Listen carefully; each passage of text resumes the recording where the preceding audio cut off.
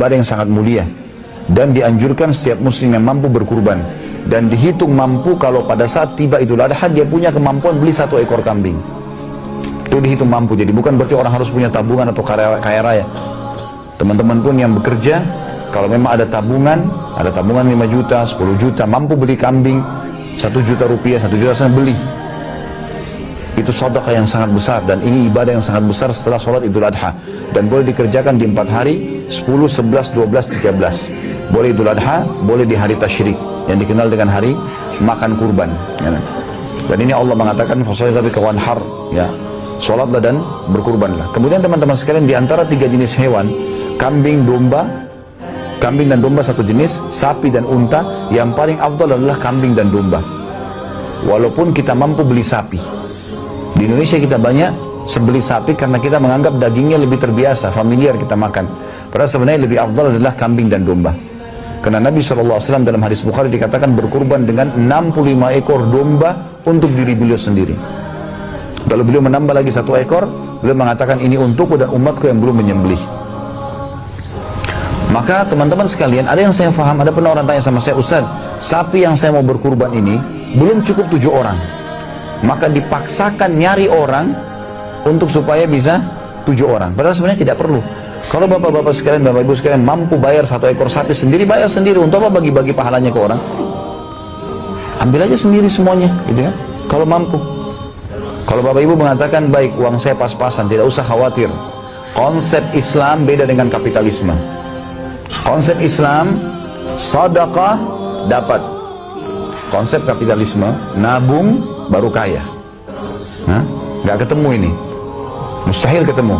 Karena kalau orang nabung kaya, orang kalau nabung mau sedekah nggak kira-kira? Kalaupun sedekah terus 1.000, 2.000, 1.000, 2.000 terus, ya. Itu terus yang berputar di celengan masjid.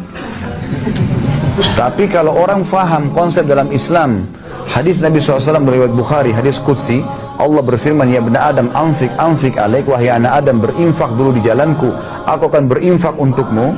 Berarti dengan sedekah kita keluar, makin besar datangin dari Tuhan. Itu konsep dasar, dan ini tidak bisa ketemu antara Islam sama kapitalisme.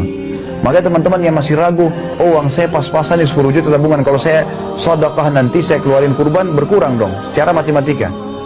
Ini harus dijawab nih, karena ini masih pemahaman kapitalisme. Islam mengatakan kalau kamu keluarkan kamu akan dapat. Coba belajar deh teman-teman sekalian, coba belajar, berikan yang besar di jalan Allah, Allah akan berikan yang terbaik buat kita. Itu sudah menjadi sunnatullah, dan Allah mengatakan walan tajida li sunnatillahi tabdila. Kalian tidak akan menemukan pergantian dalam hukum-hukum Allah, nggak bisa. Sunnatullah, kita baik sama orang kita dibaikin, gitu kan? Kita bersedekah akan dapat, itu pasti, nggak mungkin tidak. Bahkan kata Nabi SAW, manaqasa malu min sedekah, tidak akan berkurang harta seorang hamba karena sedekah. Jadi kalau teman-teman punya istri di rumah juga punya pendapatan, kita punya pendapatan, walaupun kita tabungannya masih kecil, sedekahin, kurban. Berkurban teman-teman sekalian, itu pahalanya besar. Kalau seandainya Anda mengetahui bagaimana pahalanya berkurban pada hari kiamat, atau yang kita sering bantu orang miskin, sedekah setiap hari dijadwalkan, mungkin kita berharap sepanjang umur kita melakukannya. Maka jangan disia-siakan, karena setiap peluang ibadah tidak bisa terulang teman-teman. Saya punya pengalaman di Kampung Melayu, pernah saya isi ceramah. Kemudian habis ceramah, azan duhur, saya ke masjid. Ada seorang ibu tua sekali dengan anaknya di bawah pohon.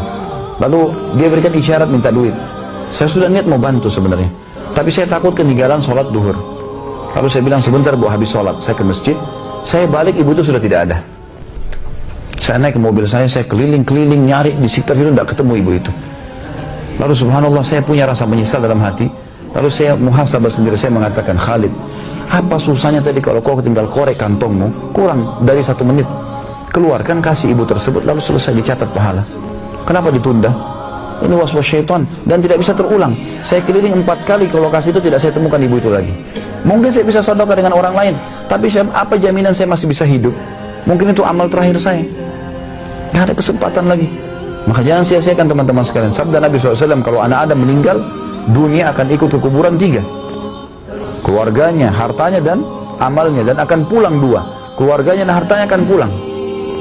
Secinta-cintanya, tidak usah kita bicara suami istri, karena suami istri bisa cerai, bisa jadi mantan pasangan dan seterusnya. Tapi kalau anak, nggak ada mantan anak. Baik, kalau anak antum meninggal dunia, anak anda meninggal dunia nih, kira-kira mau nunggu di kuburan 1 hari? Hah? Nginap 1 hari mau nggak? Kok senyap ini, nggak ada jawaban? Hah? Orang nggak mau. Betul sabda Nabi SAW kan? Dari 3 ini, keluarga, harta, dan amal akan kurang 2. Keluarganya dan hartanya. Secinta-cinta orang pada si mayit tidak akan tinggal. 1 jam maksimal sudah luar biasa tunggu di kuburan, pulang ke rumahnya. Mobil kita walaupun Alphard, Ferrari, mobil yang mahal pun, paling jauh parkir di pagar kuburan, nggak bakal ikut ke liang lahat. Pulang dibagi harta warisan, yang tinggal bersama kita, amal.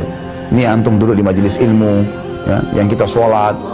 Yang sayangnya kadang-kadang kita sholat buru-buru 5 menit, ya, gosip sama teman di HP 2 jam bisa. Padahal ini teman paling jauh nangis di atas liang lahat kalau kita meninggal. Tapi sholat tadi yang 5 menit kita buru-buru itu akan temani kita di kuburan. Gimana caranya seseorang muslim tidak berpikir ke situ? Padahal sebenarnya amal dinomor satukan. Makanya teman-teman jangan sia-siakan. Apalagi Idul Adha terjadi setahun sekali.